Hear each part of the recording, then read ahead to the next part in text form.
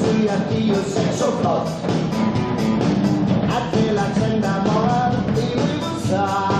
Jag är det stoppet och är det så gott.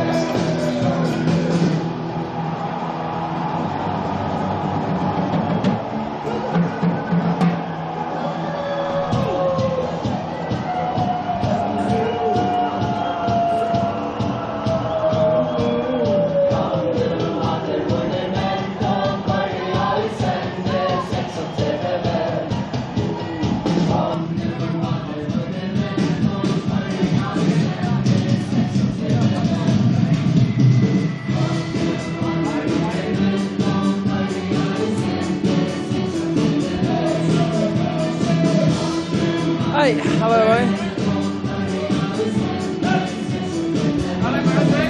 Ha? Hej, baby, nåt da. Ja, så färgår att bjöa välkommen till Effodeildin och i Gondadale och det är mellan B36 och NSOI. Läkarna färra kommer in av Ötlund kvarja löte. Och det så lötna med en uppbygging över det så är tonläge vi spelter och i tonläge vi spelter och i vittla banar skulle gå lycka passera komma inte bättre så höjer så inte bättre tjogon och så läs att det 60 för att vara utan Lukas Sislevic är nog så tujande lägare till Damon. Wow. Så får man så tjocka och se. Så därför är att utarsta har börjat NSOI tryck vid trummar och alla månader möter upp. Det är en ölalarm. Det är inte det helt vittla och avskåren som möter till dessen är det. Men näka är så kommit. Jag lägst stötta träta i snö.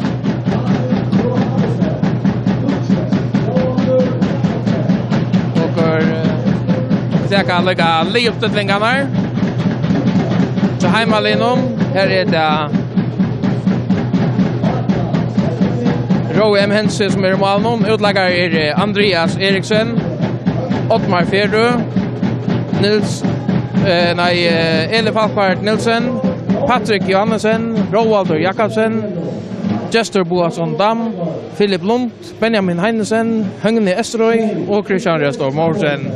Og bansjonen er Jakob Høygård, Kittle Samuelsen og Lukas Sislevic er eisen av bansjonen, men det er størlige ivasamt om hvordan hans har lagt lov til å være her i dag.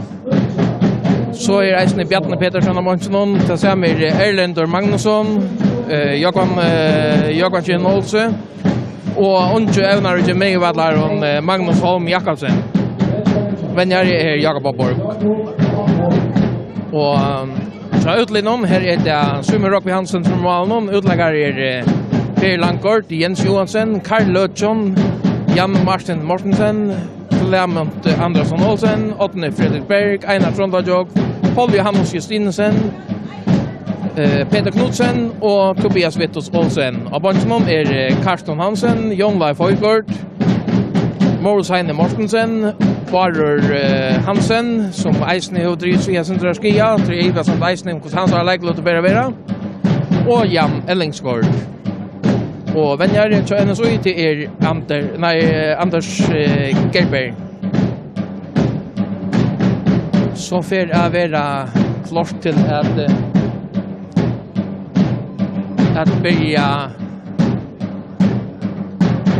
börja Effodeildin her.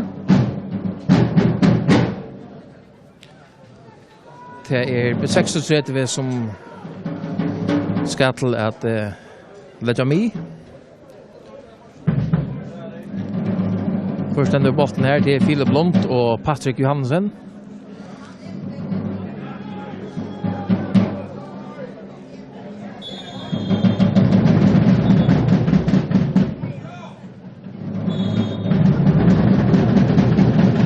Så starta. Jag kan nämnas att första kvinnelandsliget här har just vunnit sin sättna mål i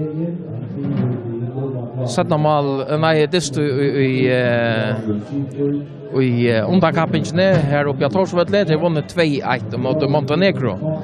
Så det kommer väl igång. Vi är 1-5 säkra för det och efter en 2 säkra. Och det är inte ett ja. Här är det en så som ränner upp ett jobb. Sända mot framåt men här Åne sändning 6 mittlon.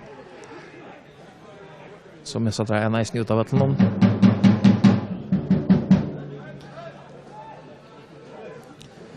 Som säger jag börjar vi från sången så är det ett precis vi utan Lukas Sistlovic. En av kanske huvudkreatören och Janamon. Nu släpper det till backlinjerna. Utsänd ut från inlägg. Där är helt Atalia.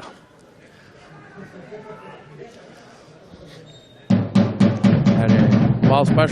Domar är Eiler Rasmussen.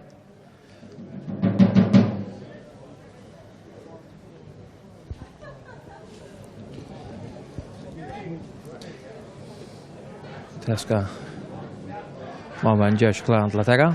Stort. Så är om med Sanne här. Det är helt ju först i Adlöve. Per Langkort. Så kortar fram. Vad menar? Så det är sån här lägaren vid namn som gick ordentligt kandidater. Tobias Vittus Olsen. Ute av vänstra backen fick lagt han en spelator. Här har han en Pauli Hamnos för fram och Mina. Hilton här har han en Clermont för han lagt han hit. Eller drev spelator och frispark till den så i. Här Lutchon ska ta den frisparken så flyttar där folk inte fram. Inte allt fram alla väl.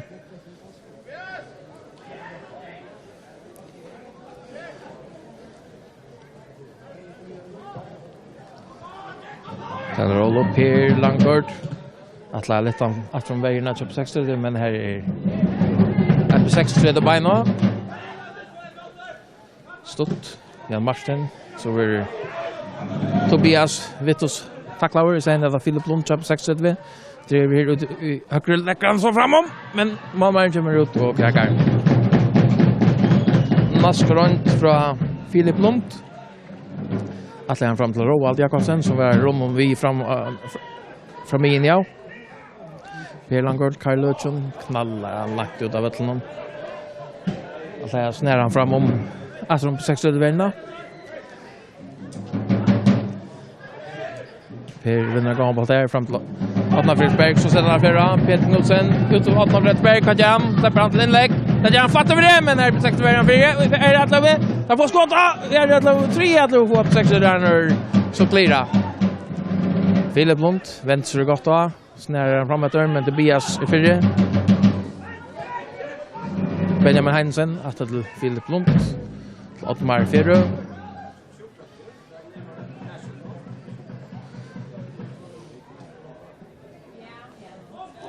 Da Högni Estrøy. Eriksen Ferro.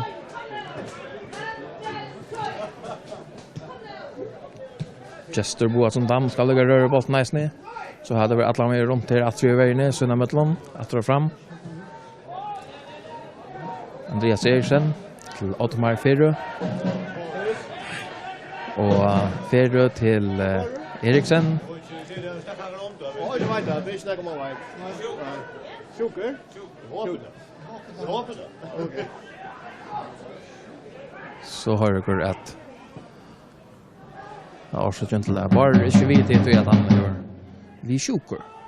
Det så stäs ni upp i den när han gick i kom til skån, og så ikke ut man skulle være vi her, det. Selv om man var mittelen der som ikke rundt og sparker i bolten nå. Akkurat spilte jo i nesten 5 minutter, og stod han 1-0-0.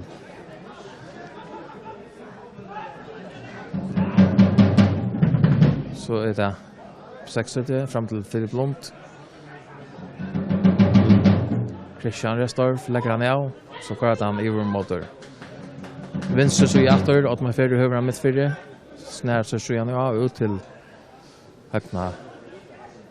Nei, at det er Roald, så han det. Litt fram til Philip Lund. Fyrt der, praten og verda, slipper han til skott. Legger han av, og så det Patrick Omma slipper til skott, men en bjergande tackling her fra... Ja, hva er det? Jeg sa ikke ordentlig hva det var. En øyelig viktig tackling fra en sektorläggare. Det var Tobias Vittus. Så är det Philip Lund så igen brandskott näka fram vi. Ja, 600 rönnar vi som naskar nu. Men sicken en glöjande tackling av Tobias Vittus Olsen och Janne tar i Patrick och man släpper sig laser och så är han var pura för framför mål om han så slapp för bojan men det gjorde han inte och resulterande spel förde så till att Philip Lund slapp till ett skott från nära långt ute men han snett honom nog så väl. Ja, mot mål man var väl men det var to och tar vi det. Så det är 6 efter mine här var som finns ju friare spelbordsrur här med om vattlet inte vad är det.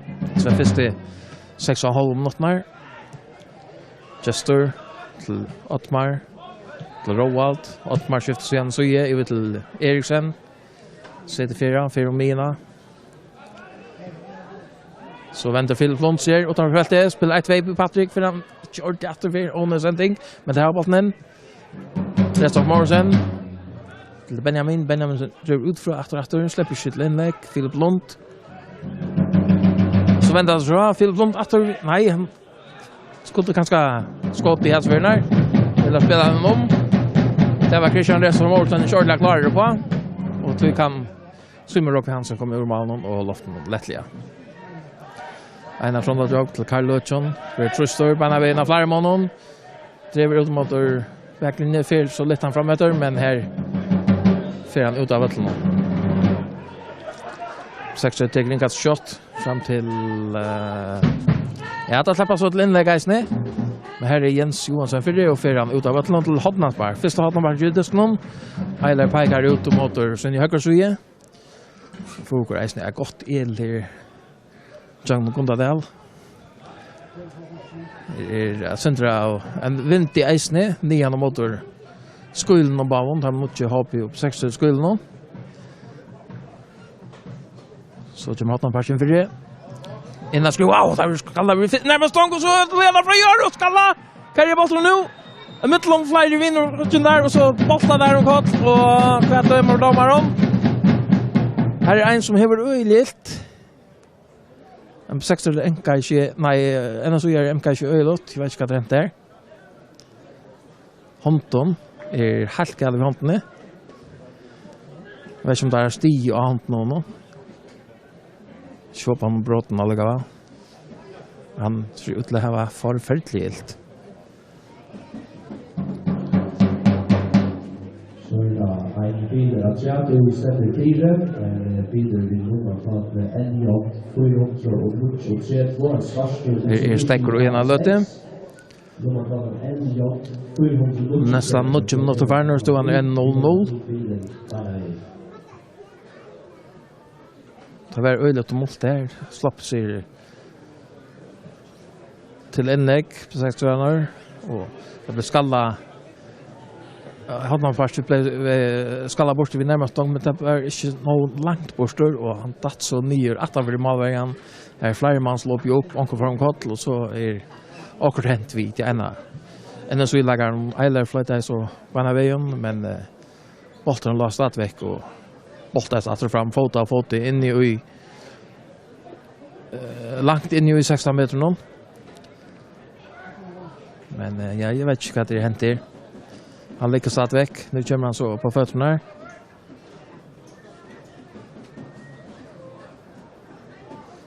Det är Per Langkort som ligger här. Nej, det är Einar Trondaljobb. Det är Einar Trondaljobb som ligger här. Han... Jag vet inte om han är beklädd eller vad. Det ser ut som han är helt i hånden, men han är bara... boltar sig så runt att det ser ut som om han är helt i hånden. Det är bara hans fot från knäge som lacken hänger efter. Han ser ju ut att vara klar. Det här var en utskiftar som hit upp. Klarar att komma in för Einar om så är det att han inte blir kampklar efter.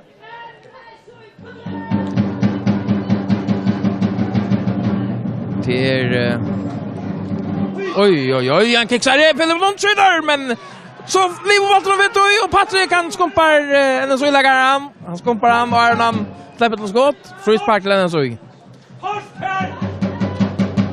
Här var ja, och rock var ju en så i vägen här. Per kicksar totalt ett utspark här och så blev det för Fylund smäckar till men Mamman Bjergheim, men gav en retur som han helst ikke skulle gjøre mitt fyrir feltet, og her var en renneduell mellom Per Landkort, Haldje og Patrik Johansen, og Patrik skumpa i Per og fikk så til frispark mot seg. Annars kan man säga att och så spelar sig igenom här, släpper Benjamin till inlägget till Spornegrom. Nej, han spelar nu från till Roald fintar sig mot väglinjen och släpper sin inlägg. En så gärna för det och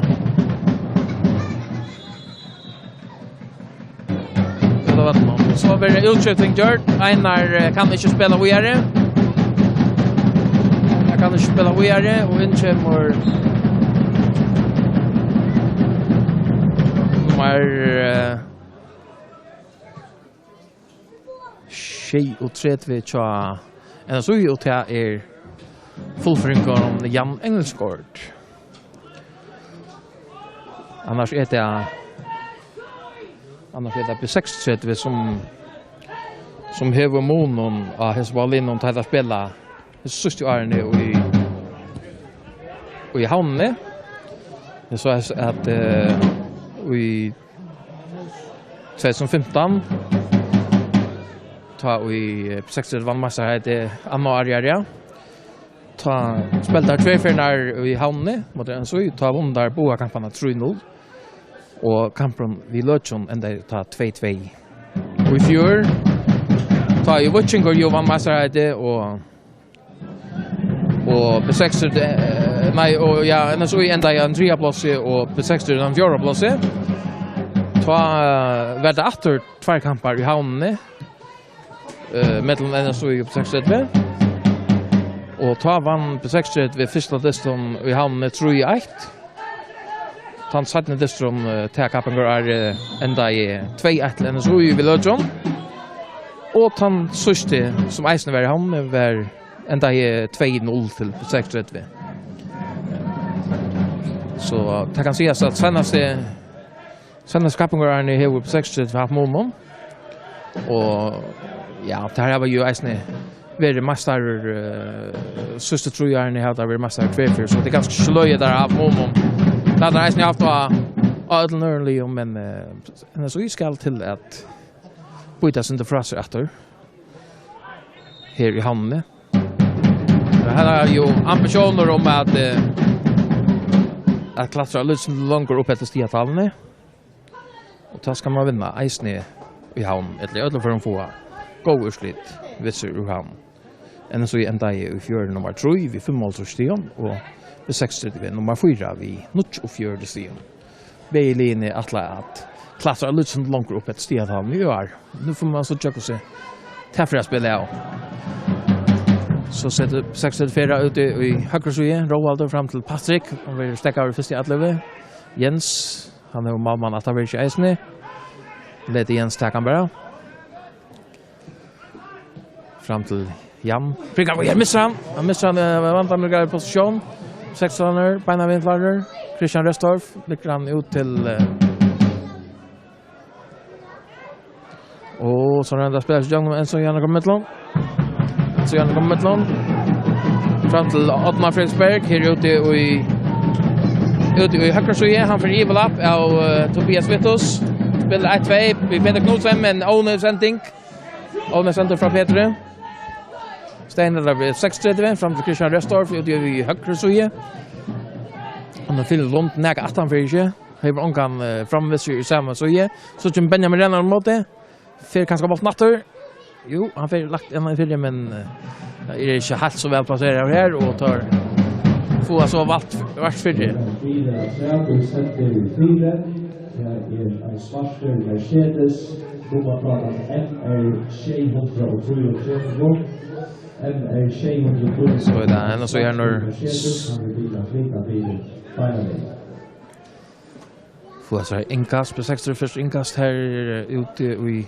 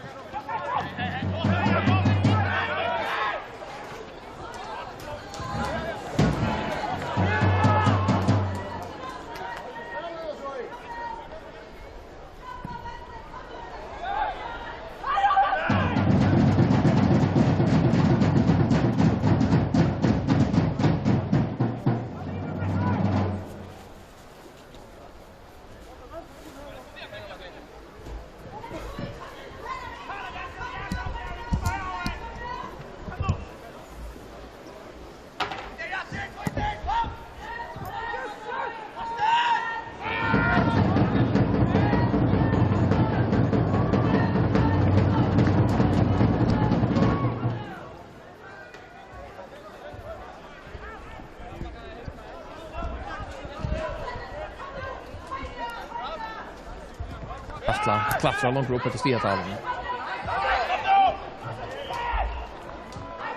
Och så vi har finns så ett annat steg på ut 5 minuter. Kan han ha det så. Nu har det varit någon över i fältet. Spelar chansen Olsson större ut mot Tobias Vittos. Lämnar det han väldigt attor här i Eriksson Hextor. Vart till fötterna. Fredriksberg lämnar utan en tom till slammet att men här är Eriksson i hötten. Så får jag på 600 grip han på mine. Patrick kommer han här med en Simons. Han lagt fram ett nej. Jag vet inte inte näft nog till att Filip Mont kan renna handa bollen upp. Karl Lötjon. Per Langkort. Andras Klamont Andrasson Olsen renner rennen om men sändningen från Per är inte nöjd. Och så där just shot out teach down till Malkort till Klamont fram till Patrick renner temmen där med de armarna så helt jag får mattor. Lite så igen den framåt Oneft till Benjamin här bara inte ut i vänster så igen men han kan chansa den andra bollen upp. Jens Johansson. Lite sån ut mot Paul Johansen, tämmer han här under truste. Och så han Christian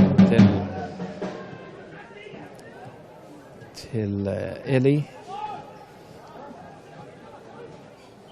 Stahangne. Eriksen.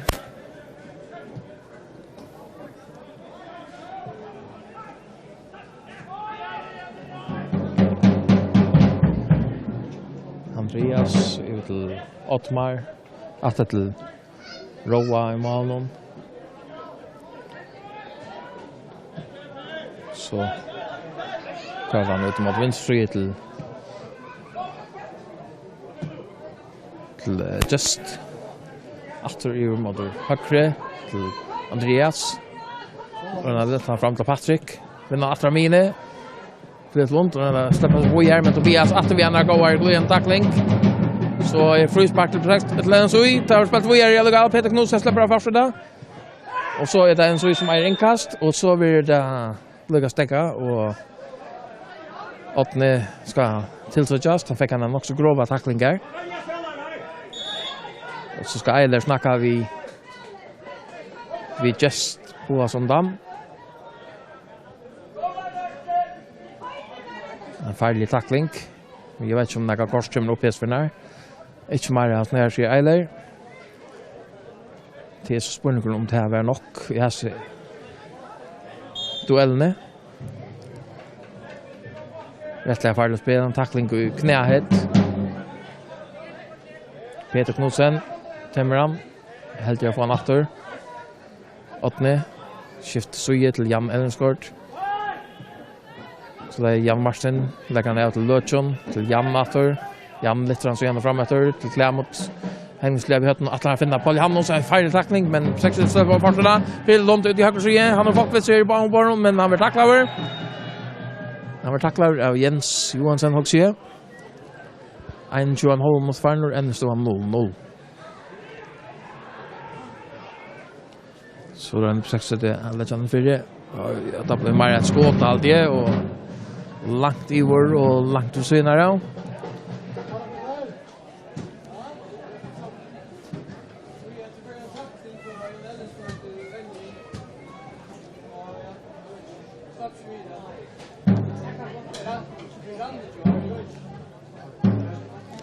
Målspark till NSU.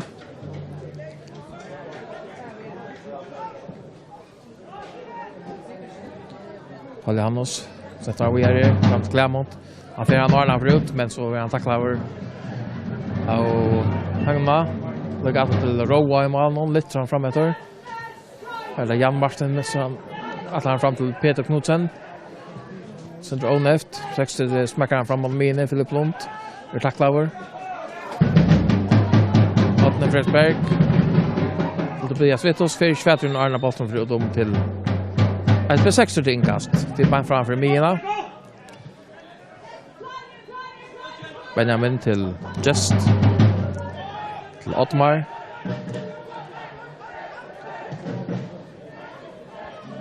Andreas Eriksen till Hagna Estrøy. Atla locka på 16 här som fram efter.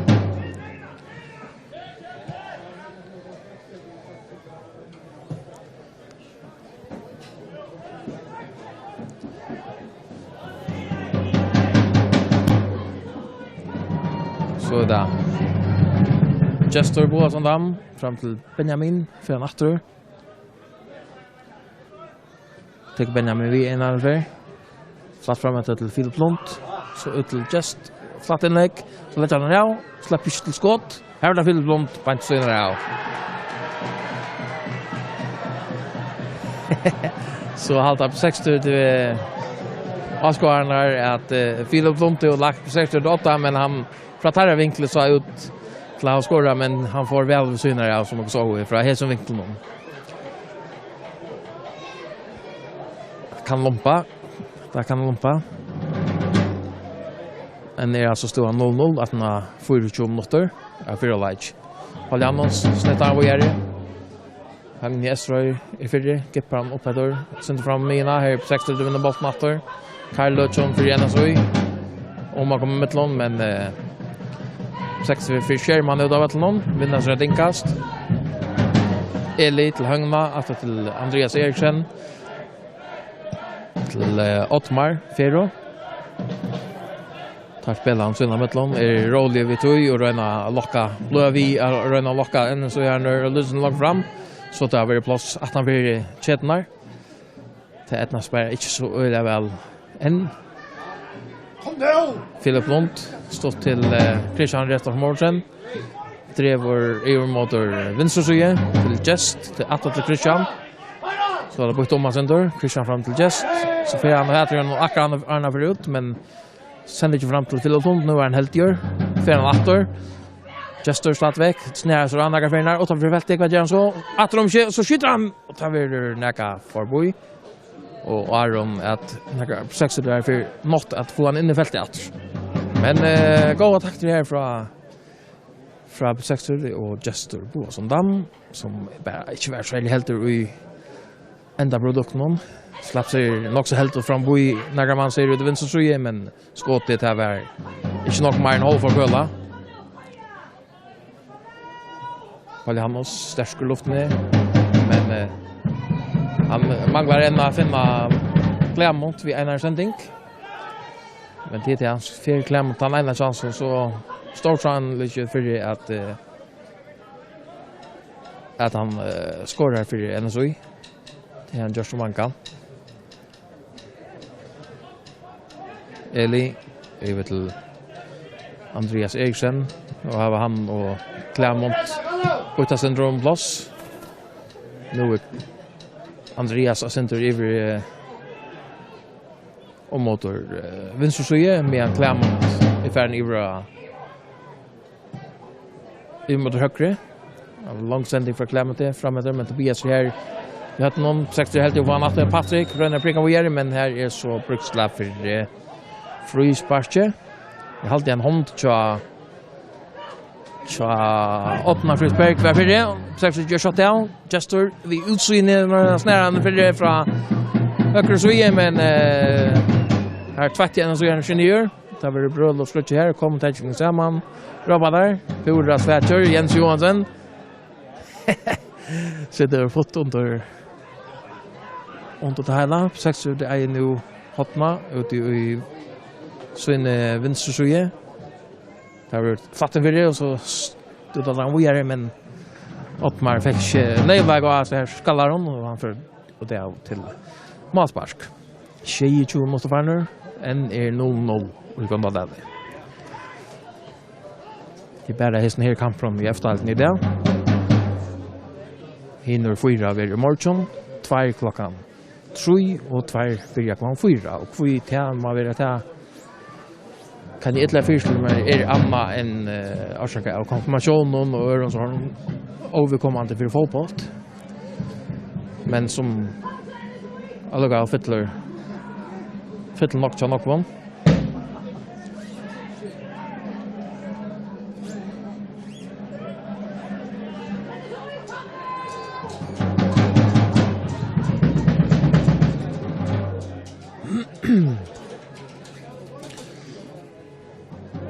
Vi Reiner Edna spela sina möten när efter och så börjar det efter applåser och där så för Afrikan bra med en så ligger mer och bojar och Reiner Karba fikar omställningar vi kvar ut vänster just to som dam atlan innovator närmare owner sending en så vi kommer möten lite fram efter motor Adnan Fredberg men Ottmar var ju håll någon och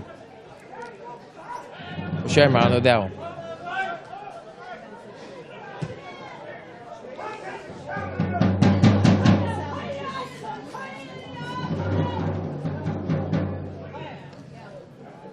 Det är på 60 som har mer spel någon. Men en så i rönner bråta där och så kör vi kvick om omställningen. Peter Knudsen Helsvärnar om man får en gott frispark att out i tindra slämom men det är så flytta. Och 20 minuter varnor en står 0-0. Frispark till NSOI. Jan Ernskort över till Jens, nej Per Langkort. Per en långsendig över diagonal till Paul Johannes men här är hötte jag Högne Öströj för det fram till Christian Restorff. Vid Truster, inkast till 6.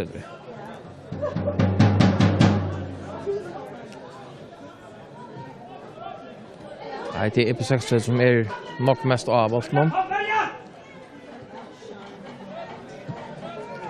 Ottmar till just lite framåt till Patrick Johansen som inte för bättre än någon Arna Brut. En Katlene så.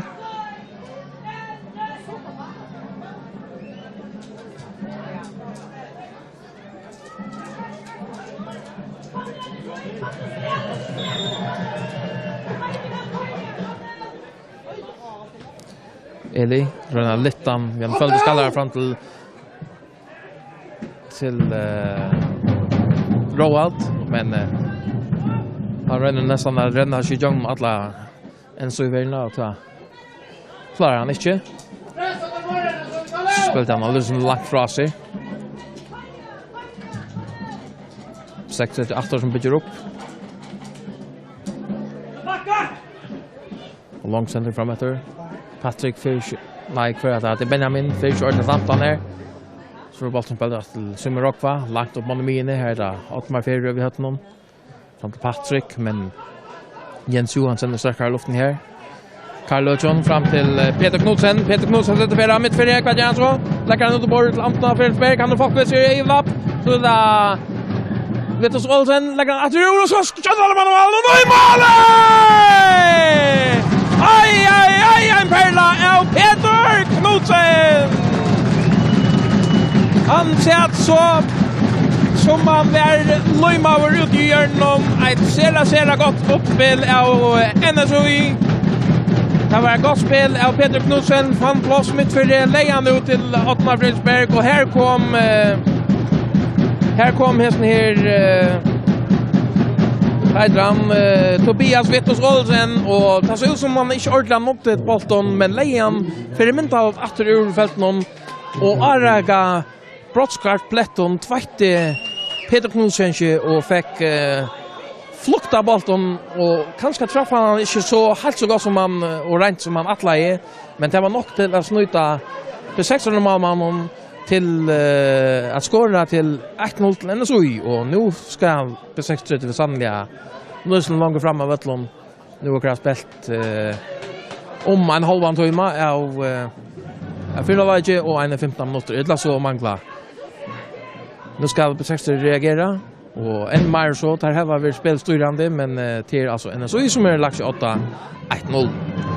Röna spelarna ut på bordet. Stein är det NSOI som för amateur Peter Knudsen och på att han fick bollen på den hela där. Nu blir det Mario akkurat när det är lite NSOI här nu. Få år 60 där nu till att missa bollen på han och lägga boll framåt. Går det 8 här men Ottmar kommer i mitten fram till Roald och Roald ute på bordet här. Får det spelat han här men missan och en av andra brökstöve. 2-29 rönna på han framåt till Ottmar Fredriksberg men det är ett inte. En god period att köra NSOI här. Nu tar jag spelat i 3 minuter och NSOI är 8-1-0. Falli han och Svenner gav bort som maklar bara pricken mot till Ottmar Fredriksberg men sen näga långt. Men han är stadigväck vid bollen. Han är bollen mål några minuter mål och Peter så smäcker han över det. Oj. Falli han och Svenner är 21 bollen men 1-6 är bara för och skalla en ut av Vettlund till Ottmar Park till NSOI ute i högre Sverige. Ja, nu kommer Söndra fått ju lämna i Dösterland Söndra upp.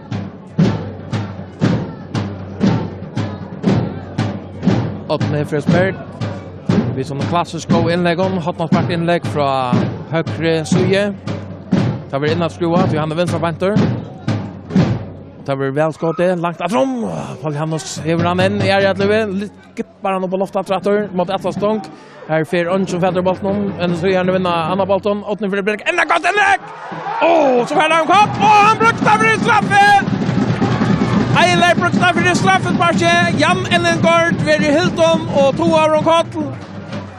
Straffe är nog inte att Ivasui. Men besöksarna är så det omnöktor vi att det skulle bli dömt. Helt det var markering, men jag helt det så att Arman låg upp jag här någon och 2 är ner.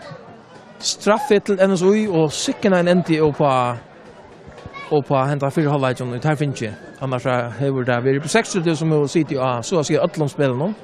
Nu och har 4-3 minuter. Har det en gilta möjlighet till 28-2-0. Men ännu alltså 1-0 straffet ska lugga täckas. Här är Clermont som ska röna sig och motor Roa M. Hense. Ska han göra som man kan göra för. Clermont Andersson Olsen. Tageran! Och i samma hjärne som det första skottet blev skottet. Han ökar till 2-0 till denna så i. Rappert nu i 35 minuter. 5 minuter med målne. 1-13 minuter och 1-35 minuter och nu är NSO helt motor likeångning 8-2-0. Första målet skottet i Peter Knudsen efter gott inlägg från Tobias Vittus Olsen. Och hesaferen har vært et brottsspark som Clermont Andersson Olsen sett i nettet etter at Jan Ellensgaard var blevet feltur. Så oppgaven ännu større kjøp 36, og hver stor er hun over ikke minne nå. Og Marvin langer seg frem til Philip Lund, men for Feltur Hesson, nei, det gjør han ikke. Det gjør han ikke.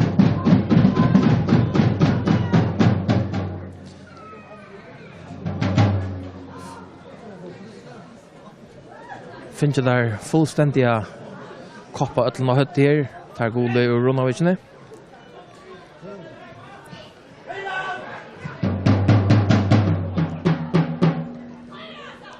Lönna sex rörna press och framåter. Fyll runt till Patrick. Fem kort. Mr. Voda vet där. Jens atlar en boll framåter men Ottmar i hötten här atlar han fram till Philip Lund. Vinner bollen i är i vägsne. Försökte helt stark boll från Christian Restorff. Venstre, man kan fått ut i båren någon. Till Högne Esterøy. Fram till Christian i hela Astromskimmen. Han så gärna för han har tagit bollen än. Och så fram och kort. 6 där har den. Kolla han oss atlar en bridge fram med den lotten av Rörsberg så fram så bollen. Han drar chimpan och i mål men näga långt ut och näga optimistiskt av öppna Rörsberg. Men här så tycker jag att uppskriften att här tanta vart tätt och väl att välja och så färra där vi ett lyn allop. Ända så gör nu kanske gjort det åt en så shot av här men han helt kanske att han inte klarar renduellerna mellan två agretnar precis det väldigt lägare som var det bant i höllen någon och kvarsen så ju. Han väntar kanske en öjlig tackling. Vi känner inte Elslota i här. Och det var ganska så optimistiskt att halta man kunde chippa Roa M. Hense lycka från 20-25 meter och väl till. Brutpark lämnar så i. Bant på att han blir mikrinchon. Respekt i 23 vi har halva minuter för att hålla inte och stå han 2-0 till NSOI. Efter höger kort där öliga Malch NSOI fjärparnar. Som möter nästan mer i tal än Havnamennor där.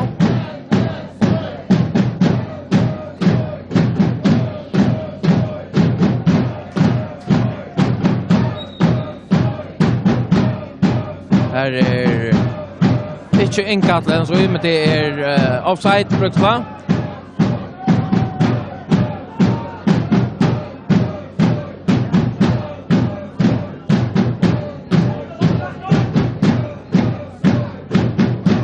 Högne fram till Patrick.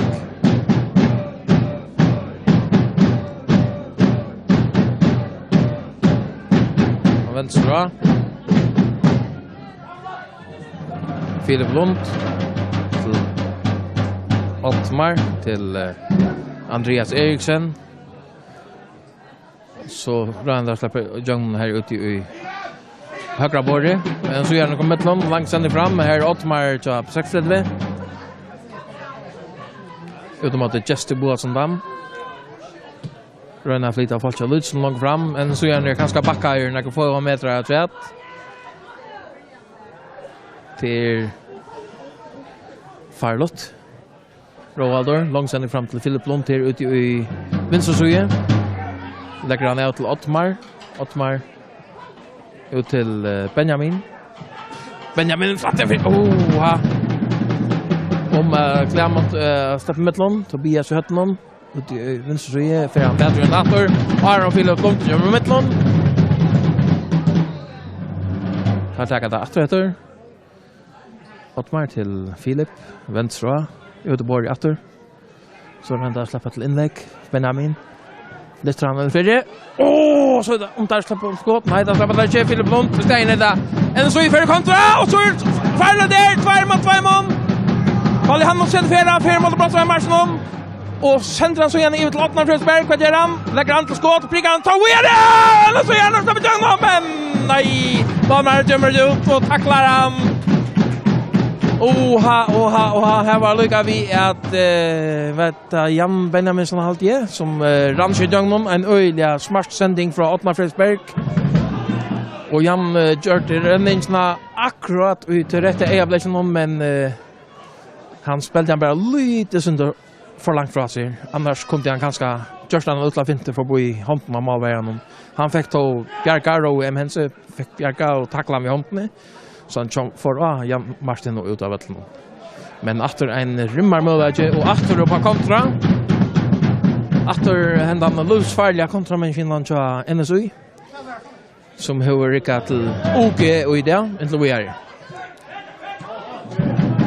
Här lägger ju att med 6-3 vi har bollen upp.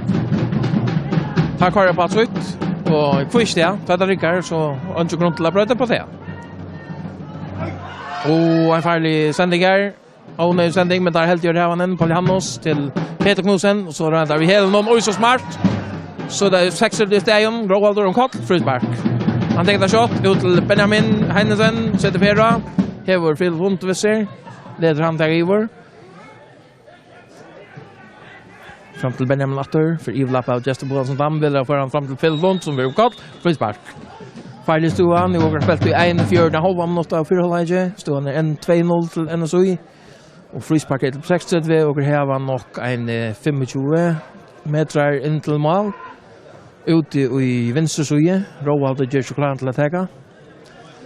Nog folk är från vi och Atler utan Andreas Eriksen. Och Benjamin kanske utanför fältet. Resten är omkring. Ännu så i fältet så för Benjamin små spagande in mot fältet nästan. Resten gör sig klar. Här kommer Spurs inlägg. Långt efter tar skallen in i fältet. Och så vill det skott flyga fram kant. Men det träffar inte bollen. Där träffar inte bollen. Skallan ner i fältet från Ottmar Ferro. Akkurat som han skulle men hinläggaren finns inte skott av bollen. Andreas Eriksen. Långa sändning framåt till höger så igen. Nej, Jan Enensgaard i hötten. Philip Lund till Ottmar som är färdig något långt fram vid nu. Philip Lund driver ut mot höger. Spelar några ut borren så skulle det komma till inlägg. Släpper ut från. Det här är en så rör det löt skottet. Här var botten en. Roalder och tar väldigt ut mot högten Eströj. Röjnar lite av fältet. Näka Atalia. Och ut över till någon till inkast till NSU. Han löter efter till hållikes.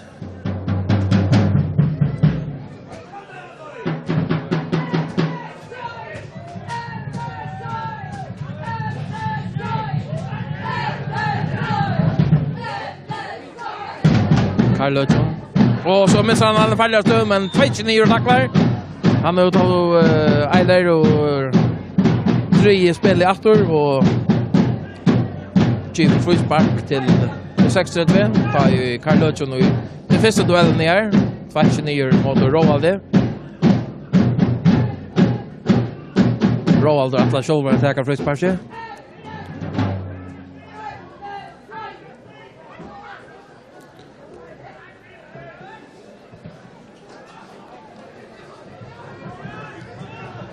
Därför har kommit nu. Väl skott i attrehetsfärden här. Och så ett av målmar som ut i han. Fettler ner och helt och släpper den skott. Besäkten är Eivla först i alla så smäckar besäkten här till. Så smäckar besäkten här till. Men han får lagt och senare och från Benjamin här. Det var nästan tjukt för det. Så han skulle snacka någon innan för målramnar. Så något att ställa nästan av era via någon lopp i ett line. Hövonskott det. Tror jag att ett gör här var simpelt än för något folk för det. Så en minut efter av vanliga lägtøy. NSU 2-0 till NSU. Malmö kom i 18,5 timmar. Så har vi Peter Knudsen hängnesliga fick fluktan i vinstra malhopp. Och så vet jag att var i Clermont Olsen 5 minuter sedan fick ökt till 2-0. Det var etter at Jan Ellenskort innskifter for Einar Trondajok. Helt olje disken. Han blev felter i felten at han har en hotnadbærskombinasjon som ikke ble klirret noe godt, da det ble sendt inn i feltet etter da ble brottbært gjørst. Så for B6 er lokalt, og B6 er for straffe. Nå er det B6 som vil straffe. At altså øyelige løy ut, helt at han datt øyelige tidrast. Men tenk han så at gjøre akkurat det samme. De har nå dømt straffe til B6. Du vet, det var Klemont, nei, hva heter han? Ottmar Ferro som får Kotlik for i skumpen, det vet jeg ikke ordentlig. Straffe til B6, nå kan det minke om noen, og i sista minutter, dette har vært ivetøyene av 4 avveidje, til Roald og Jakobsen som gjør seg klarene å teka. Det har vært han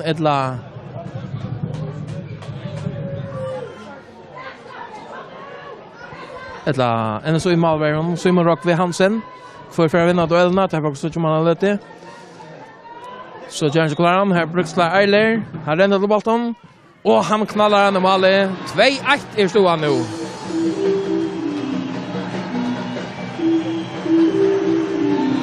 Er stod han. Og ja, jeg vet ikke, han har vært øyelig at han sa jeg sa ikke hvor skumpa eller om det har vært skum, men vinkelen her er reisende øyelig besværliggjort til at jeg sa bara Roald, nej, så bara Ottmar Perra fram ett romom. Och för just det att han börjar till att du inte med dem och I helt om mer som skoppa i. Men det är så dömt och spelar kommer göra i stenen den så i för ut det men så bara när hörta bara ska till Ottmar Fredberg. Han är vintervant så han har ut från den generalisne släpper sig ut till Vittos späckande för det och tar fältet rädda skottet men 16 klira. Så där Per Langard som skott i avstackor i Malmöan ut från att men han får nattro Aron Clement löper och knallar den kassan. Jag vet inte vad domaren har lagt sig att för det han förstår inte nej det är han inte just det är han lilla minuter som det tog att jag grejer straff för sparche och nu är alltså Hollinger och kan nämna att det är 3 mål kommer. Det första att han har 30 minuter här som NSO fick. Det var Peter Knudsen som skorade det. Så var det 5 minuter så det var Clemont Andersson Olsen som skorade vid straffe. Och nu bänt Aron Hallejon vet det så Roald Jakobsen så Eisner skorade vid straffe. Vi har som färga stäcka för det först och komma efter ta i andra halvlek är klar att börja. Tack för Jörgen och klarast.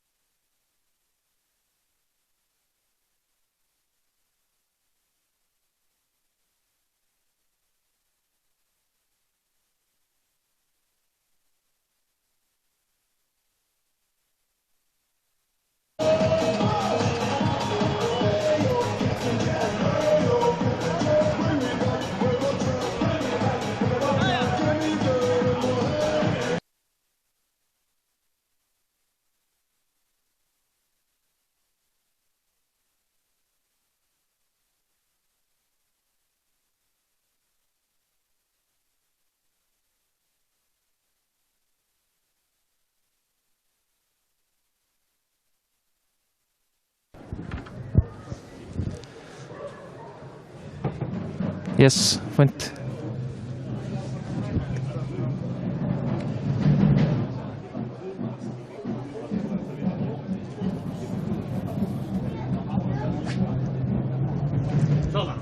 Hej.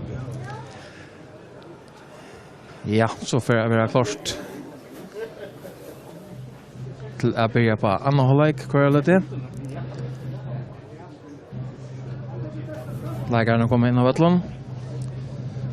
Till NSOI som för 2-1 mot 60. Här skorar jag 18-30 minuter. Låt shota vi mål från Peter Knudsen. Att han har 35 minuter. Ta finns det där brottspark och ta sätta Clement Andersson Olsen i målet till 2-0. Och vi sista minuter vi tog in som domaren lägger vakta 3 ta fick vi 6-3 vid brottspark. Ta sätta Roald Jakobsen i mål. Så stod han 2-1 nu går klar att börja på annan halvlek. Det är en så som lever. Bollen fram till Paul Johannes. Rönnar lägger efter till Jan Elensgaard men Christian rätt om Olsen i mitten. Bollen. Så rönnar han där spelar ut mot bollen om här kommer en så gärna i mitten. Här kan ta shot till Eli Falkvard Nilsen till Christian Eriksen. Nej, inte Christian Eriksen, så det är Andreas Eriksen. Lycka till Malmö, ja.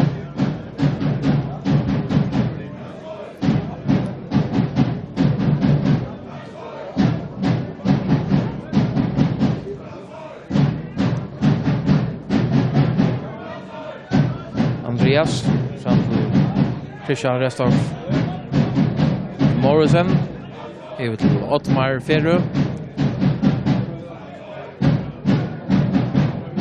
Ottmar fram till Philip Lund som räddar att få han om till en av alla barnen men eller en Patrick eller Christian men det är nästan inte. Sen det som Rock Nils Hansen. Lättare framåt. Palle Hammarström Metlon vänstra och första från Eli för så får på ut man ser hela bollen för en kort fritback. Hagni Esroy Krochranliga. Carlochon Kjörsjöklaran.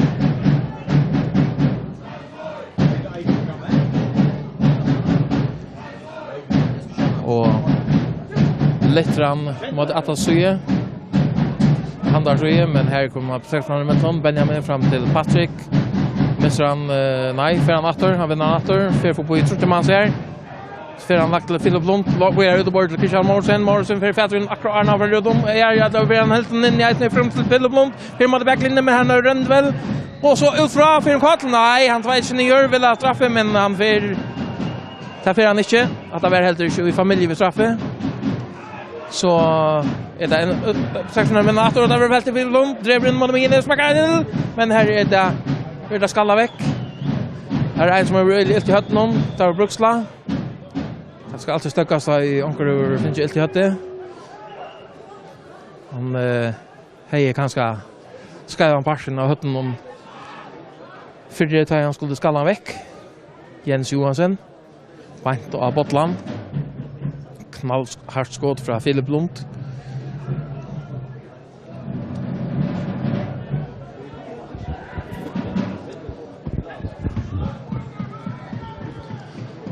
Och så ska bollen bläckas upp.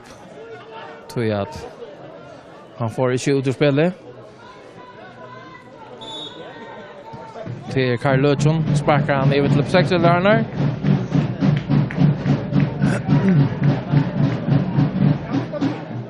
Ottmar Ferru till Andreas Eriksen Hagna Esroy Eli Falkvard Nilsen. Så har han ju mot vänster. Ottmar till Benjamin. Onödig sändning en så entertain mot all upp.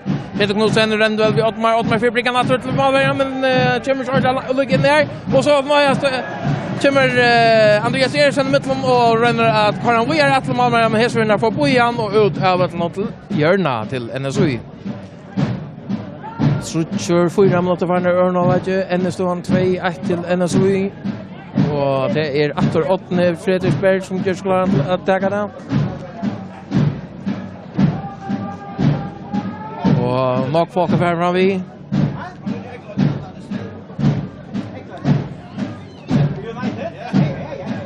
Så är klart att attacka Hotnapartiet. Innan skruva. 13 normalen har boxa inte något långt men det var så kort vi är här. Den så gärna vinner tar vi efter Petersen ut till Otna Fredriksberg firmar backlinjen släpper han till inlägg. Nej, det var inte. Att tvåda sin gör på just på som dem. Smäckar ändå då att den så är det inte en gas shot utom vänster till Jan Ellenskort. Littran han blev den bollen in i fältet åter och tar över B36 vinnan sätter sig in i fyra slut långt fram till Eli skjuter bort fram till Patrik Hansen Patrik ut i borren och vänster driver in mot Mini i stadion släpper Charles få han helt i mot borren som Atla tar Andreas Eriksen för det och han tar sändning ut mot Christian Retta Morsen är nej för jag ser det milt långt ut av till inkast.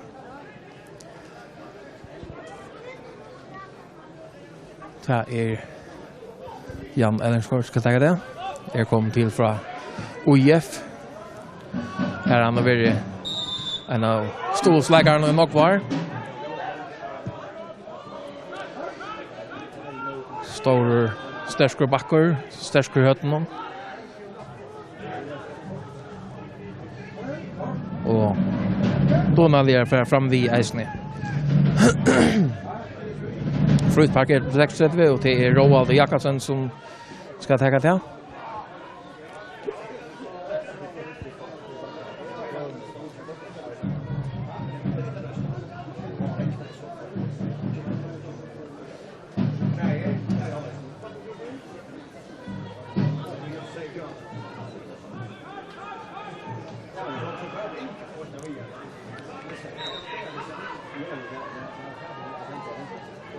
Här kommer inlägg från Roalde, men det är Clement Andersson Olsen som är efter vi och skallar väck.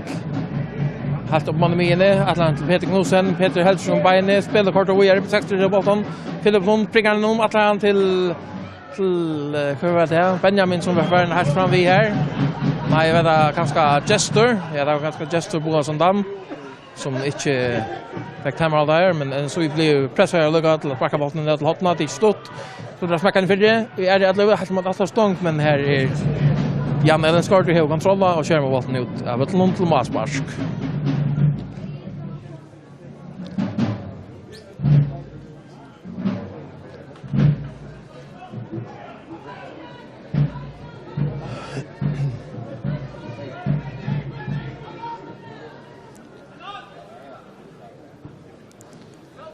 Så man rockar fram till Polly Hannos, det tror jag till Clement Mitsran. Jan Martin smäckar under grenen den början men och var långt. Han kommer ro ur Malmö. Stått till Ottmar.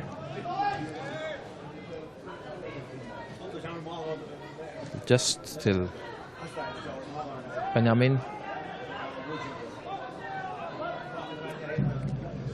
Är lite långt att dra fram.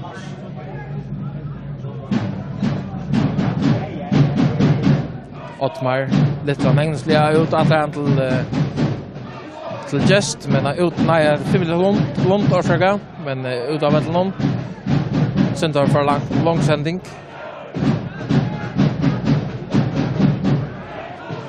Jan till Karl till Jan fram till Polly Hannos till Karl för han fetter inom det gör han men Christian Morsen vill inte för duellerna och leder Karl sparkan ut av ett någon till inkast till NSU.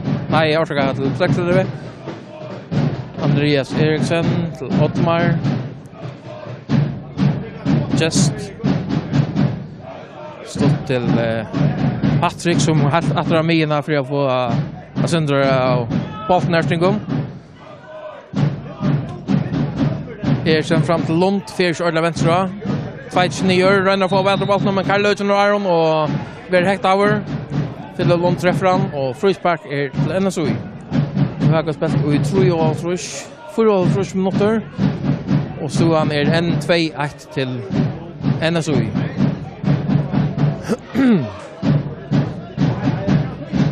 Och han måste föra en sändig här men han Estrøy ju rich någon sparkar nu då vet någon linkast till NSOI. Här ska Jan Ellenskår täcka.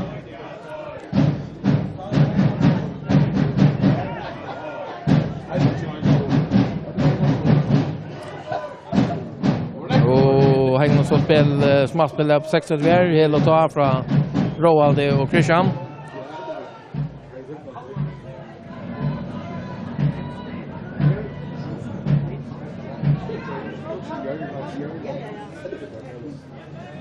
Roalder till Agnes Estrøy så får det färra kanske akkurat uppskriften köp 60 det släppa atrom mer än så i inläggen till här är så gärna stretcher släppa till backlinjen och så ut från flatt här så vinner ett högt inlägg att släppa till här är att lova bollen lever in målmar kom power och här så vinner för vet någon och så får han ut det och kvar han dömt det blir dömt hotna vill det kunde gott vara frispark mot målvärden men det har inte dömt. Hotna park blir dömt. Här är Svätcher och Golom och motor. Tomar nog i himlasland han har inte dömt frispark till Summerrockva. Men det blir inte till Hotna. Det har varit inte väl en fyrhetsfinnar. Det har varit studa mot Malmö från Philip Lund. Men han får inte kämpa för något ont på bollen. Och han får väl om han får det.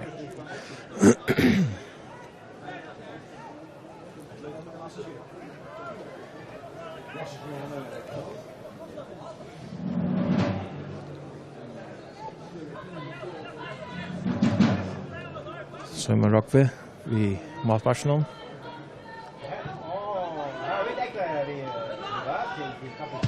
Jag finner för Paul Hansson fattar nu. Ständer upp Peter Knudsen men han får inte kortan från sig Örtlott 600 man. Andreas Eriksson Patrick vi brinken ner att han tar mig ner till Christian men en så gärna kommer till Lund så gärna det 6 en så gärna vinner åter på Hammars mot backlinjen. Jag kan nog ha men spelar kvar eller packar Nilsson här. Han var noll från Paul Hammars.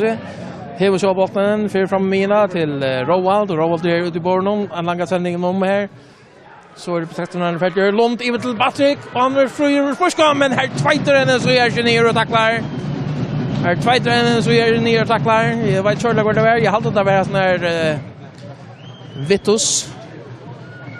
Vittus Olsen. Tobias Vittus Olsen, han har haft några öliga viktiga tacklingar där. Hotna park till 60 vid en affär. Här vinner ute i höger suje. Tar vi skalla veckor först i att vi närmast stång. 60 i botten. Så innefält i åter. Tar vi runt att skalla vidare så vi sakta spark runt här men han träffar han i körlåt. Patrick Johansen träffar så botten ordlåt alltid att det var han. Ja, det var det. Och bollen för ut av till Malspark till NSOI. Och har spelat i Tjejolts så halva minut. Och till en NSOI som för 2-1. Och alla målen kom i förra halvlek. Ta första i 13:e minut. Ta i NSOI vi Peter Knudsen lägger 28-1-0. 2-0 5 minuter startne. Då vet jag Klamont Andersson Olsen vi brottsparket och i sista minuten av förra halvlek tar vi det Roald Jakobsen som Eisne skorar i och på brottspark men tar för på 60. Det är målen som kommer att loyere men alltså jag till så är det på 60 som vill det alltså sända mera pressa lägga nog 4 få minst alla att ut i handel mål. Så där. Men han sen långa boll ut Agnes Estrøy och det bor någon som lägger den flatten för men här får där ju på andra mål. Christian Restor för att sparka vi hela atrumsche 60 helt på bollen och över fältet rönna på en halvhjärta in i fältet men här Karl Lötjen för det långa boll fram till Klamont men Andreas Eriksson för det fram till Falkvart Nilsson spelar åter till Andreas Luiga till Roa i målen En så gärna kommer långt fram och pressa nu. Trutchemans helt framme. Långsändning från Ottmar från Madmine. Här är det Benjamin Venstra. Långsändning fram, det träffar han inte. Men Philip Lund är här. Och Frians och mot Patrick. Och släpper han till skott. Han månglar i Bergagård. Han var ut till Christian Rolsen. Hetsvinnar ger han så 5 minuter. Väntar så. Hur faktiskt ut i borren. Han Näsröj. Vad gör han? Lite annan för det. Och så släpper han ganska till skott. Det gör det. Och en så gör han ut av vattnet till Hotma.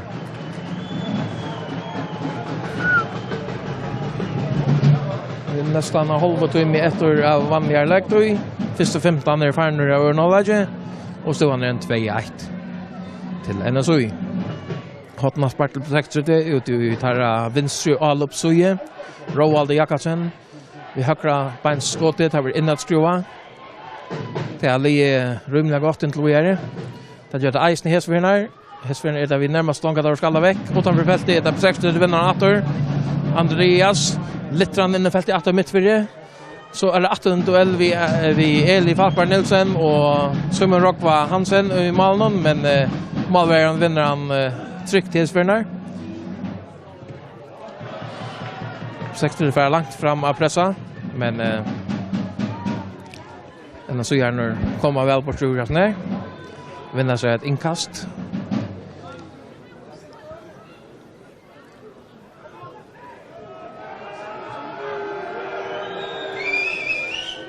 Tackat sig om med Jotui. Får städa för ju.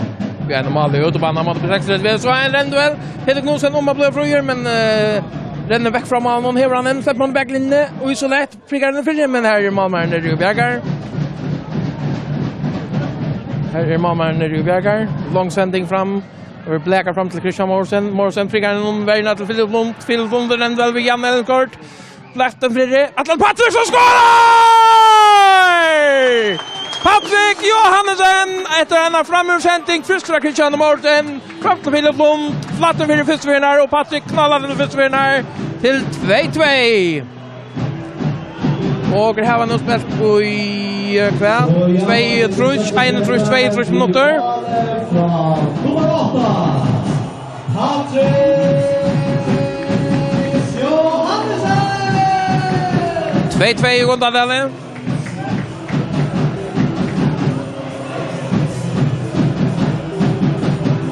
Det är samma som urslutet blev i Rona i fjör. För det mötte oss, Someli mötte oss i Rona i fjör. Ända där är 2-2. 2-3 minuter skulle ganga Aron det 6-3 fick balans i Landskappingardystur. Tar här var Eisen ser ut till att vara Talia som Maira vill det här i Örnalaget. Tar över nog Mario Agrotner. En så har spelat öliga värre och kanske också värre. Och Rani helt fast i TB i målen under hötte, men Tandvarslan hon är mist. Men på nu till kampen i Schweiz igen. Paul Hamnos ränner fria fram till Clermont. 16 i blev fram till Christian Morsen. Det var två man som mot sig. Paul Hamnos pressar han till att få ut av vattnet till inkast. Men så gärna se att Aja hade inkast, men det är 60 som Aida. Andreas Eriksson till Ottmar Fjärrö.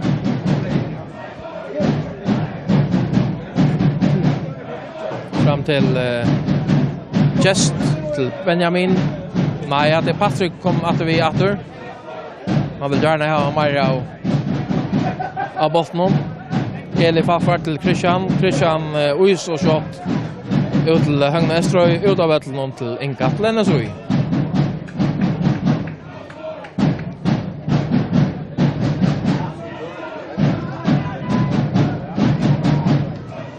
Eli chippar fram till Patrick Atlan stod till Philip Lund akkurat att han början.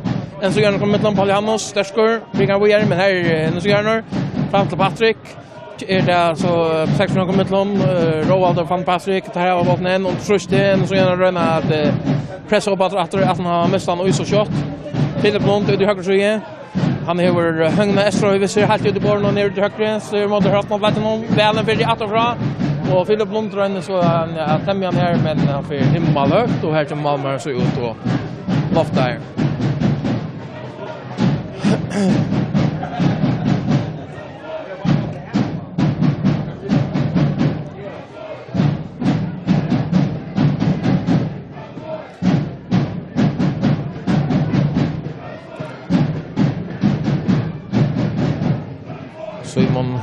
Simon Rockve Hansen spelte några år I B41. Det har vi gjort det 4 medaljer godt. Så han kom om ja, han gjort det ikke godt da, og så han kom til en så en av blomstrar opp eisene. Og så betekter det vel til backlinjen, kan gjøre så flatt over det, Balton lever den. Det nok så helt nå, om du står rundt trustet. 6 vi legger større og større trust av gestene nå. Det hadde faktisk gjort fra begynnelsen av Ørnalaget. Første vinninger av kampen Eskjær.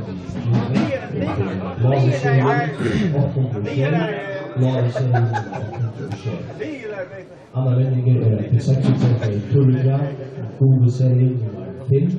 Så dator än så gärna för en stund vi är här. Bollen för Luka till Malmö som rockva. Ut till Per Langgaard. Flöt sending fram till Peter Knudsen till Jan Martin ut till Tobias Vittos. Han får bollen natter. Prickar vi är till 8. Som missar han ut av bollen. Det var mer sending som ikke var så god.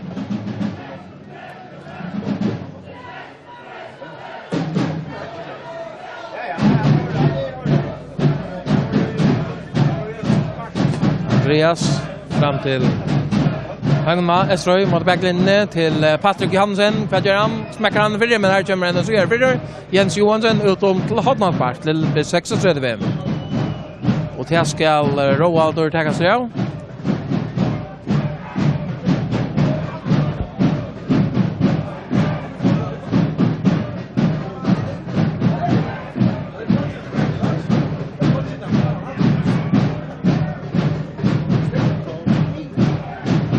Nei, det var ikke sånn det var innkast. Holde han oss nærmest tång, skaller han ut av felten om.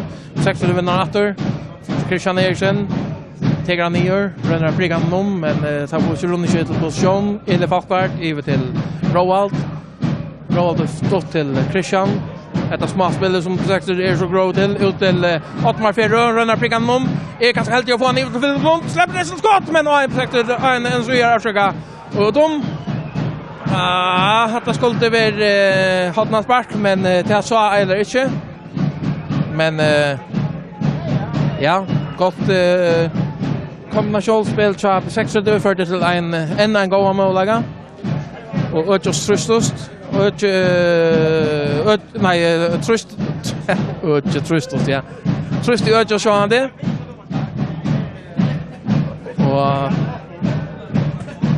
6 denna en långa boll från NSOI kanske skulle till NSOI Pichu och flottan långa ner motor Vettelnon och finns jag lakost. Och så några långa sändningar. Nu renner där pressa helt upp Peter Knudsen renner om minst vinner från målvärden där. Det helt göra på han veck. Sen den 6-3.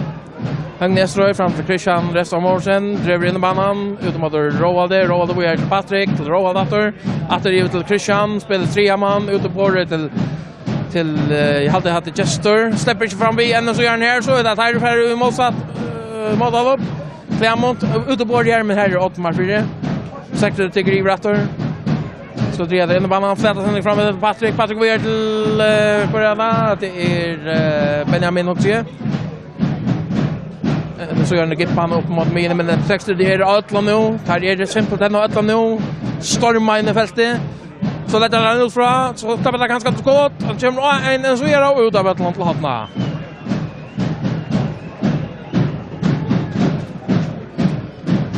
Ja. Trommen här till det som att det kalla men till krutch. Det är en så i trommen här. Kalla arbetsbyenar till krutch. Det ska läsna krutchinställningar till för att få några porturer till B36 och köra. Roalder renner lite an ut och bor i åter. Men här är Klämont kommer lugga att till Brossa match i Joffa. Renner att finna Åtna Fredsberg vid en sändning framåt men en 16 från mitten. Så att sparkan och Åtna och ut av vattnet till inkast. Han ner till Eli ut till Lund.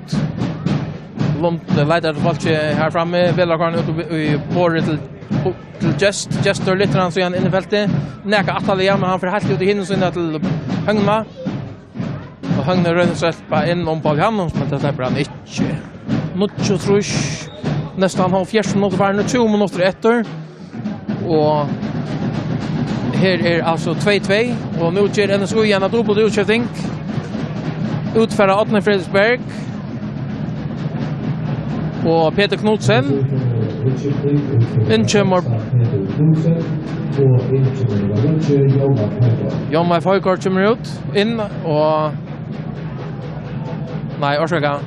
Det var Peter Knudsen som var ut. Det var inte Åtna Fredsberg. Han får ut och tåsa vi vänner han. Jan Martin blir han sett ner. Jan Martin Morsen och Inchemor Hansen. Peter Knudsen och Jan Martin Morsen utskifter. Inkom Bar Hansen och Jon Højgaard. Och här var nu kan ha något efter vanliga lägtid så är det 2-2. Men så är det framför utskiftningen att säga utfordrar Shea, Jan Martin Mortensen, inkom nummer 22, Barley Jefferson Hansen. Karl Lötjön. Så.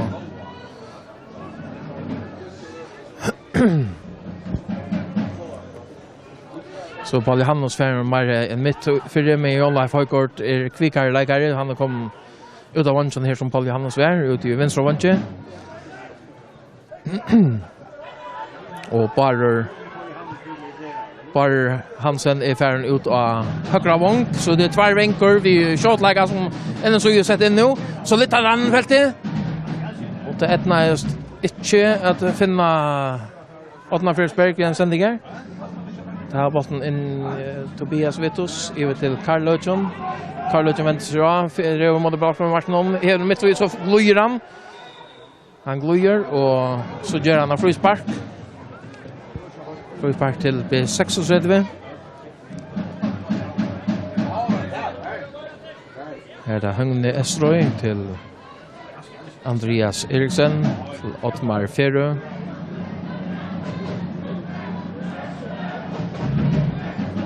Roald Jakobsen.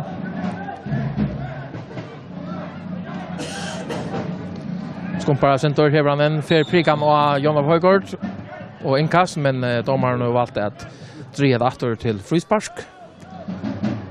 Högne tittar shot så kallar han ut i vänstersöje Ottmar fram till Patrick. Björk fram Atramine till Ottmar åter. Flatt fram till Philip Lund vänstra. Foralders Opress Power över till Roalder som sparkar till men sen sitter näka skæft äsne och inte så öl här som man kanske attla är. Så är en tror att Paul Johannes har blivit skatter läs ner men han skulle skava bara och armen och chassi. Tror jag 4 minuter farner. Står han 2-2.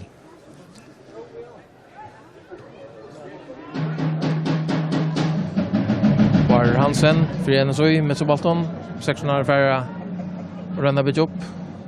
Eller fast bara lite framåt till Philip Lund skallar vi är med vi ska på Richon frispark. Frispark är fel och rätt av Lennon. Helt att Per Langkort som var framme med inne och kört jag så duellerna.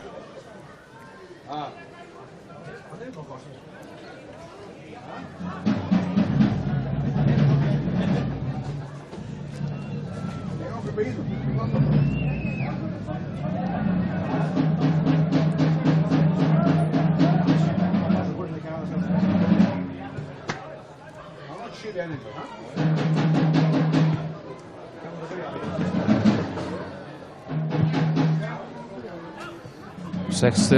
tar röna för att hemma av bollen natter.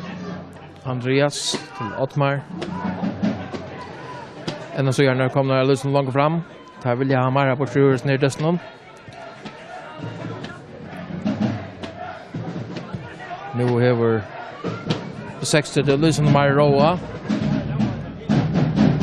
Här var finns det alla som där så intenst for i ettor fra början av Ronaldo.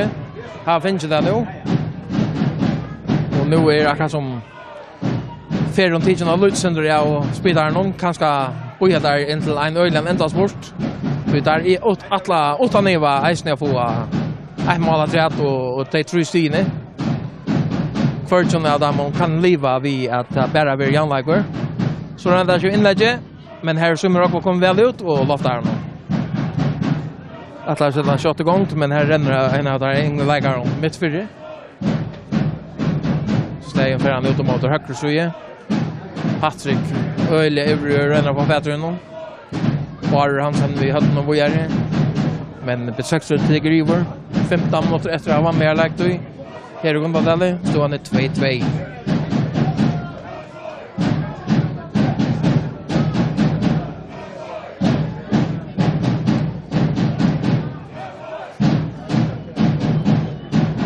Christian drev på i Janne Högård vinner sig ett inkast gången i Estrøy till Eli Falkberg Nilsen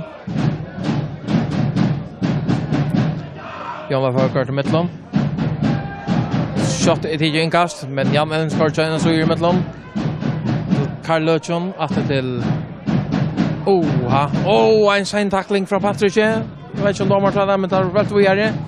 Så är det lägger sig Patrick för plötsligt en stor chans så skjuter men en stor chans så man kommer otroligt väl ut där. Och ständer väl för det Simon Rock vid Hansen vi är fantombjärging Patrick var så pura hamrade laser. Blev plötsligt fröjt här att han en så är välkommen ur midvärden och skulle kippa väck och träffa han slett inte. Och så fick Patrick en sändning om och han var så otroligt fröjt. Här kunde så gott säga 3-2 till 60, men det gör det inte. Christian, hängnesliga Christian Morsen. Så fer Patrick en ordnans bakalora. Tackling att han fra. Spelar kort vidare. Patrick kommer på fötterna efter till bättre hänt i inte. Christian driver på bytvar än så gör. Kan göra så mittelbein. Ja, en till Patrick. Lämnar bryggan om till Willem men sen det ju nej. Sender Jonna Onev, og så skal Eiler lykke tossa vi omkran. Nei, det skal han ikke. Spiller kort hvor jeg er.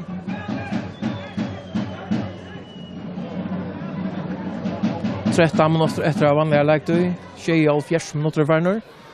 Og det 2-2.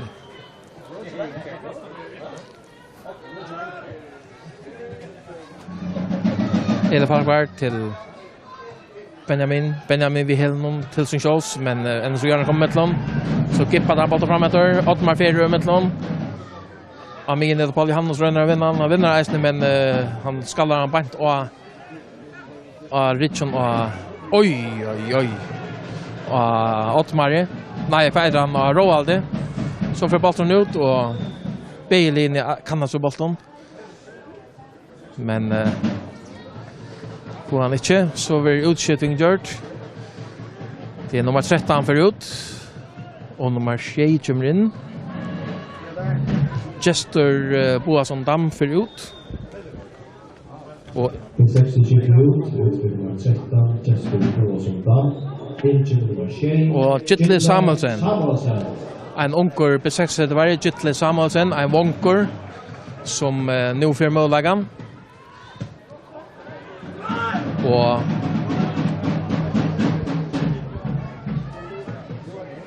så får man så tja om det här för Erika. Jolla Högård. Det är gott arbete här för halvt inne, men så sänder han bollen till Snösjals så långt fra sig och 6 år kom mittlon, Gippan himma högt fram efter, men här är Simon Rock vid Hansen kom ur en så i Malmö, helt någon.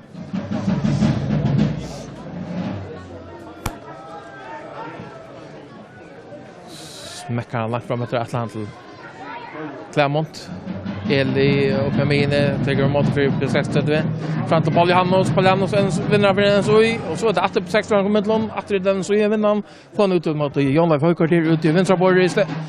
Nu och han har den här prigan om till Paul Johannes som har gjort den här räddningen om mer men B36 Benjamin och inkass är till NSOI. Jan Ellengård.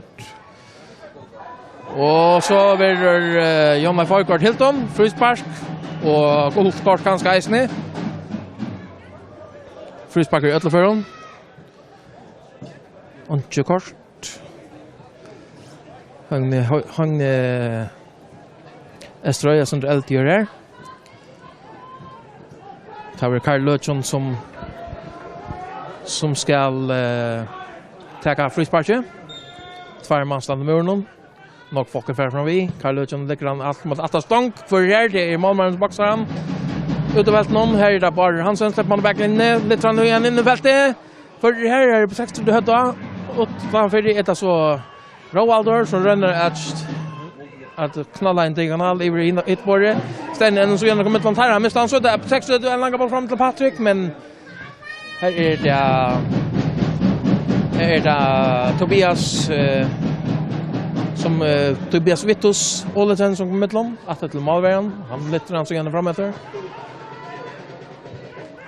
Så det gäller Andreas Eriksen vi han går två i mitten där. En så gärna vinner åter. Sätter han fyra där och nog var framme.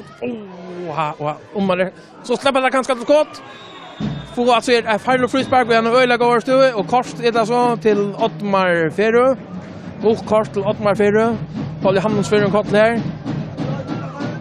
Här är en giltstua tja en så går en skjuta som Ottmar Fredriksberg.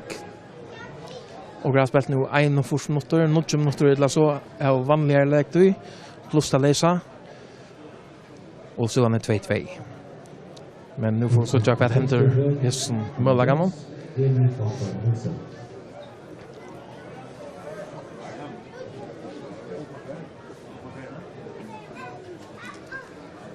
Färd nu att finna på tar gole i NSOI.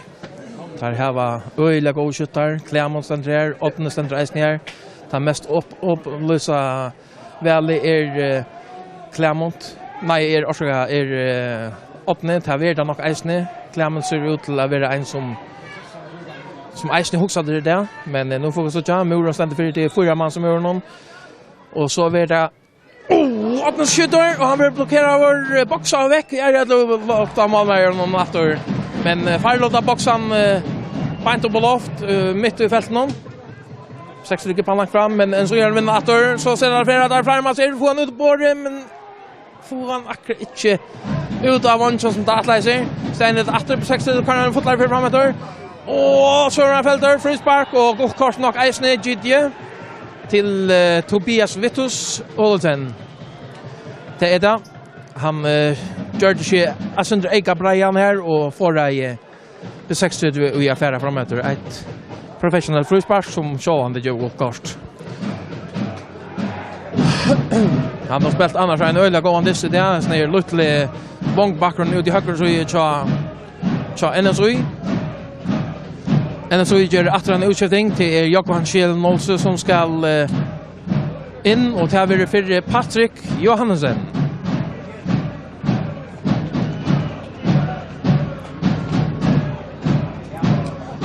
En Alabar för en Alabara.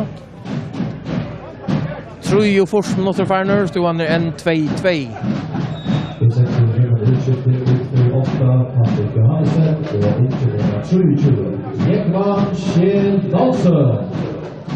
Lund till Benjamin. Eli Fackar vinner för en kvart. Frispark. Frispark till P36. Så ska nog folk fram vid. Andreas Eriksen efter resten för nästan in i fältet. Ottmar för stor rännande fram vid Eisne. Han är attalig i fältet någon. så ska bollen bara läggas in här. Roaldur Sydram har högt skruvar mitt för det här målvaren som ut. Här han folkvisser, han tvitrar ner för ut till Jan Leif Höjkart här ute på någon 8 Fredberg vid vinnon och så man kan pricka fram efter här. Renduell 8 Veron Kott frispark. Frispark till NSU till Andreas Eriksson som nu får gå kort för att stretcha handbromsarna. Så är Eisne Agoarlai.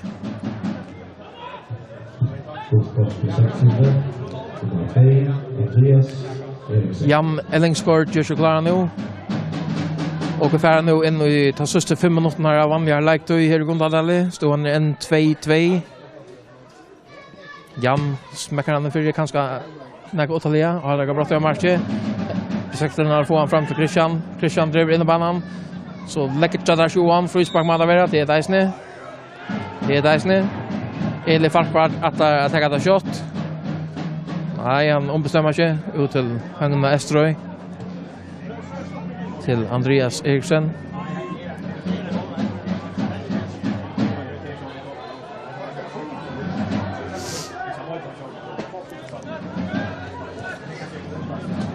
Andreas chippar fram till Christian. För inte hött Johan som att och så han går sen fram till Clement Olsen släpper han och Clement Arnold Ottmar Oskarsson där gör han inte. Där gör han akkurat inte. Ottmar kommer här akkurat Aron att han fick han ner. Sparkar han väck.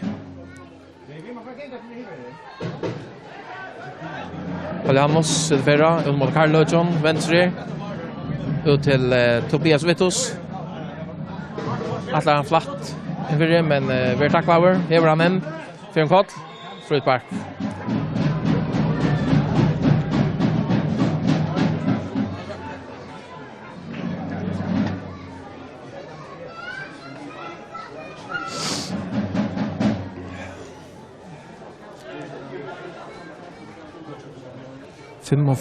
Sex och fors minuter kvar nu. 2-2. Frispark till NSU. Tar vi innaskruva från Ottmar Fredriksberg. Tar vi mittfyr på Landens Rönnar studa med Ottmar Fredriksberg. Och tar vi fält i ett av Karl Löjsson vänder han för ut mot högersuje. Det är folkvisser här. Ottmar Fredriksberg ut till Karl Löjsson 8-4 mot backlinjen. Så ska inlägget komma. Tar vi lite inför det. Och här är Malvärden och loftar. Han missar han! Men han gör frispark mot honom. Miste han bant för fötterna jag klämde Olsen. Det här kom nästan inte vara en mer oheldig man att missa bollen för fötterna.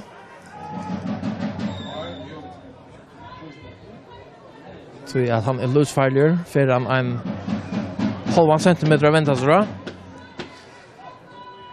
Han så inte finns några mål än men han har i den grad varit pastor av lagt trust och på 6:30 och i särskilt för Norge, inte så nok vi gör Norge.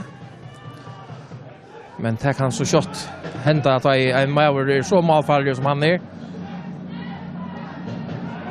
Att han bara ska ha en halvan möjliga. Polianos en duell här vid Hilton av Elif Akvart Nilsen. Frispark mittfyr. Frispark till Enso mittfyr och tar väl Jens Johansson särskilt vill ha att det ska Jeva Kost och spyr kvitt inte Jeva det. Han helt av en giltemöjlighet till att få en akkurat allop. Och att Eli Fackar Nilsson tror skulle få guldkar för hela stålarna. Frispark mittfyr. Jens Johansson lyfter han innanfältet ut till Ottmar Fredriksberg ut i vänstersrygge. Släpper kanske mot backlinjen. Nej, han var tacklad av Högna Esterøy. Fram till Christian Restormor. Sen lyfter han fram till Karl Løjsson för så Roald hon för Joppar. Lyfter han fram till Jakob Kjell. 2-9. Sänder ju bara Onev. Så han fick svärt honom istället än så. Bara Hansen. Flatt fram till bordet till Karl Løjsson. Han har Ottmar för det. Och han är runt ner av förr, dribblar sig fram om här. Långt sändning fram till Philip Lund. Renduell vi Jens Johansson så NSU. Jens har kontroll av tårna. Att till Sömer Rockva. Långt boll fram till Clement Olsen. Men här är det sektor det har kontroll att vi. Han ensam att nog så ensam att där framme.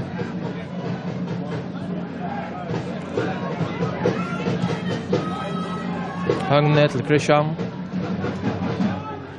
Atta till Andreas. Till Ottmar. Till Benjamin. Han heldur någon akra inne. För få bo i bar han som bara 2-29 och för han attor. Dexter det vinner attor. Nog så shot. Roaldur. Och han för fältet vad gör han? Driver ut fra. Så då igen lite han i fältet men här kommer Rosimir Rockvi ut och loftar här. Mucho forsk minuter farner. 1 minut efter vanliga lagt en kvar fjällen och B2 för att få ta vinna normalt. Nå, så blev det via boltas här och tvattla och bruka tog. Frisparker mitt för det till den och så. Långt efter ser Eiler.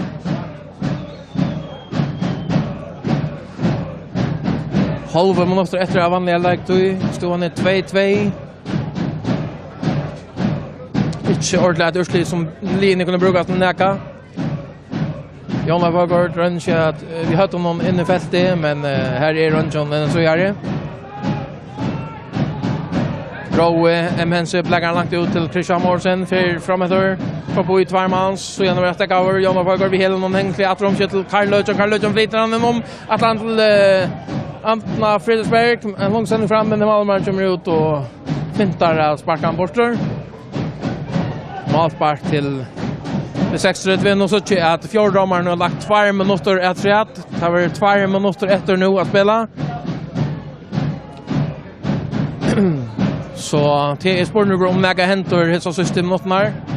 Det ska hända nu vi ser. Här för Ottmar Ferro och Kott.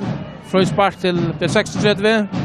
Och själva i midlinjen helt ut i vänster sida.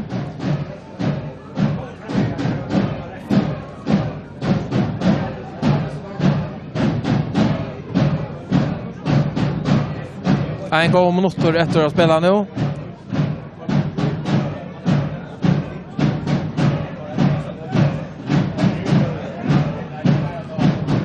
Ottmar Roaldur Jakobsen Djursklan.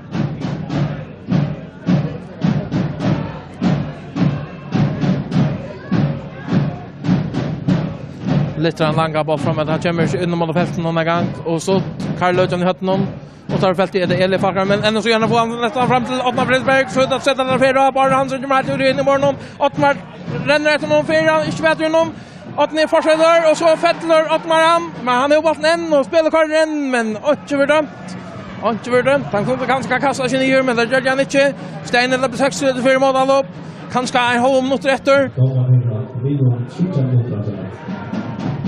3 minuter att jag säger Stadensbyggaren men jag har hållit att ta ett 2-tal och det som fjärdomaren visste men ja men så tänker vi ha en annan minut att rätt det är ju väl så men bara för att det vi massor av drama förhoppningsvis onkel Mal chans att rätt det är nog ta sista för så jag kicksa uppspel från B36 eller pappa Nelson och så Leis Elbring Udeborg här.